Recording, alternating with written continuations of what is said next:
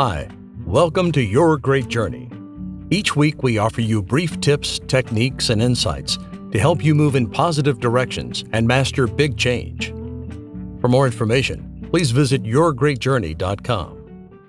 Your Great Journey is brought to you by audiobook publisher Wetware Media. Wetware Media publishes a wide variety of personal transformation audiobooks available from any major online audiobook retailer. For more information, please visit wetwaremedia.com.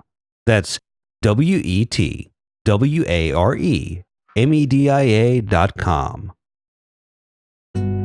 Today we're sharing an excerpt from the audiobook, The Assertiveness Guide for Women: How to Communicate Your Needs, Set Healthy Boundaries, and Transform Your Relationships, by psychotherapist Julie de Azevedo Hanks.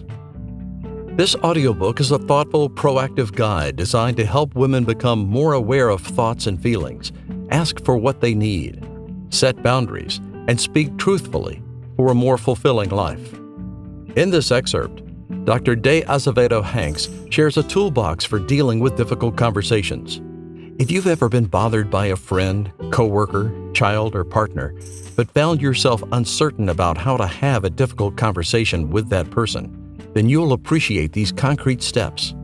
You'll learn how to create a situation where your message, intent, mind, and heart will be heard and respected by another person. You can feel comfortable having even the most challenging conversations. Strategies for starting a difficult conversation. Before you make assertive, courageous requests or statements, there are a few key things to keep in mind about how to best set the stage. Keep listening to learn how to create a situation in which it is most likely that your message, your intent, your mind, and your heart will be heard and respected by another person. Time it right.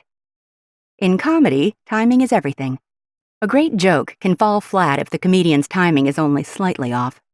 The same goes for assertive communication. Timing matters a lot.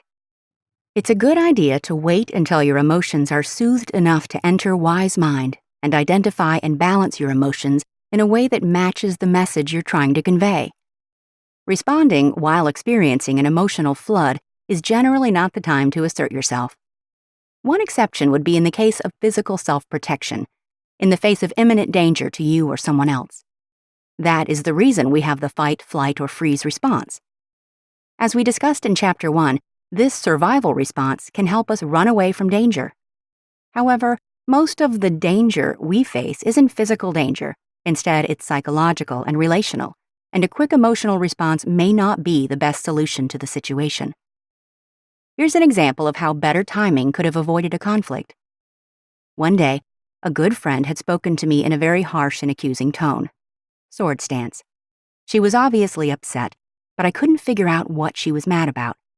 I expressed that I wanted her to slow down, that I was feeling worried that I had been misunderstood, and that I wanted a chance to clarify. Lantern stance. She was not in a place to hear my perspective, as she was preoccupied with her own. I ended the conversation and went home. Looking back, I can see that it would have been better to either hear her out or stop the conversation rather than trying to share my thoughts and feelings while she was obviously on emotional overload. In other words, it wasn't my time to be heard, it was hers. After a few days, I still felt hesitant to see her or speak with her. When I got up the courage, I asked if we could talk and if she was open to hearing my perspective and feelings. Soft start. She was. When we met again, at a time when nerves were calmer, she apologized for her intensity and insensitivity in our previous conversation, and our connection was thankfully repaired. Seek permission. In tempo with the soft start mentioned in Chapter 6, it's important to approach the other person in a mild and open manner. Begin by inviting him or her into the conversation. Questions like, "Are you open to talking about what happened in the meeting this morning? When would be a good time?" Or, "I have a few thoughts and feelings I want to share with you about our conversation at lunch. Are you available now?" Are clear clues to the other person that you want to talk to him or her, that the matter is important, and that you respect the person and want to talk when it's convenient for him or her. Asking permission to open a dialogue with, "May I talk to you for a minute?" often gets better results than, "We need to talk right now." Keep it private. When I was in elementary school, it was common for teachers to correct students in front of classmates. I was generally a well-behaved child and got my work done, and I cringed when the teacher would give feedback or correction to a student in front of his or her peers. I knew how humiliating it would be if it were me receiving the criticism or correction. In general, when you need to talk with someone and share your thoughts and feelings, particularly if it's an emotional topic, it's best to bring it up when there isn't an audience. This demonstrates maturity, is respectful and considerate to the other person, and creates a higher likelihood that your assertiveness will be well received and responded to.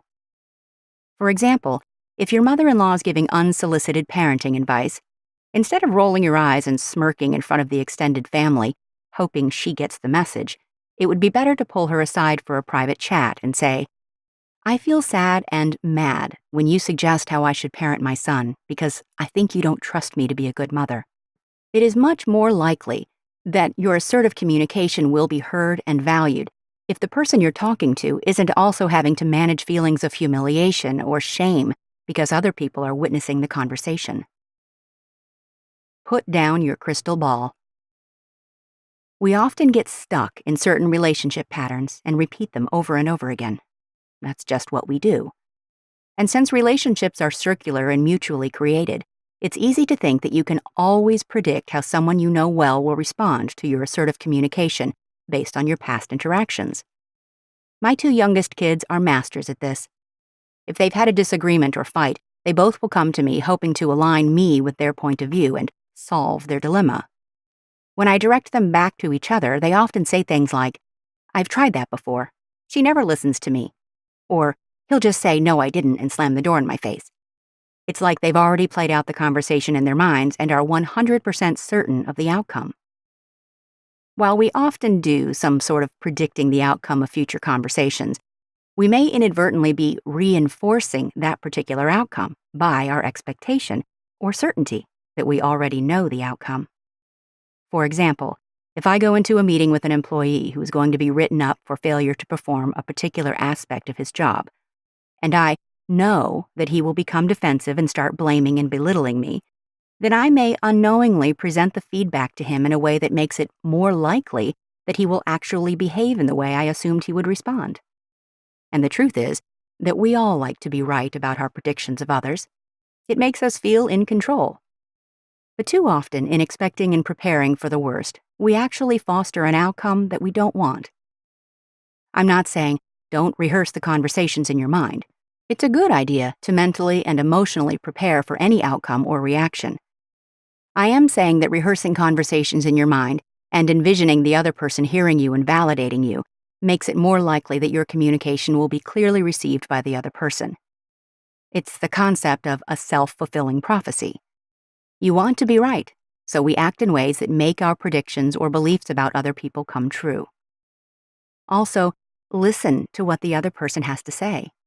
She may have some valuable feedback. Give her a chance to express things from her perspective. Communication always goes both ways. Remember how the fifth component of assertiveness, self-expansion, is a sensitivity to the other person's experience?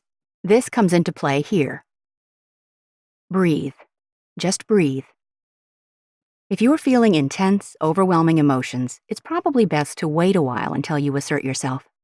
As we've talked about previously in this book, when your survival brain kicks in, you go into fight, flight, or freeze mode and temporarily disconnect from the prefrontal cortex, or the conscious problem-solving part of your brain. Pausing to take a slow breath, even just one breath, can take your nervous system down a few notches, so you can reconnect with the conscious, intentional part of your brain and respond to the situation in ways that will help instead of hurt you and your relationships. Push the pause button. An emotional skill that is helpful to develop, and these are all skills that you need to practice in order to develop and master over time, is what I call push the pause button. It's like those times when you're enjoying your favorite television show and you look down at your cell phone to see that your sibling is calling. You're really into your show, but you know your father's health hasn't been good lately. So what do? You push the pause button on your show and answer your phone. The TV show hasn't gone away.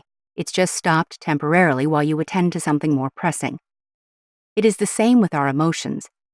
If our emotions are like the show, Developing and moving across the screen, we can learn to pause them, not numb, deny, or bury them, so we can come back to them later. This skill comes in handy not only in intimate relationships, but also in professional settings where you likely have to keep your cool in stressful situations. For example, if someone interrupts you during a work meeting, it may remind you of how your older sister used to talk over you at the dinner table while you were sharing something exciting about your day. A flood of past negative experiences, compounded by the immediate emotional event, might feel overwhelming to you. So it would probably be best to push the emotional pause button. Take a moment to identify your feelings, mindfulness, reflect on why your response is so intense, and wait to do more work on this at a later time. Thanks for listening to this excerpt from the audiobook, The Assertiveness Guide for Women: How to Communicate Your Needs, Set Healthy Boundaries, and Transform Your Relationships. You can purchase the complete audiobook from any major online audiobook retailer. If you'd like more information, please visit yourgreatjourney.com. Please be sure to subscribe to the show so you don't miss an episode. And if you like the show, please rate and review it. And please, share it with friends who might also enjoy the show. Thanks for listening. Your Great Journey is brought to you by audiobook publisher Wetware Media. Wetware Media publishes a wide variety of personal transformation audiobooks available from any major online audiobook retailer. For more information, please visit wetwaremedia.com. That's WETWAREMEDIA.com.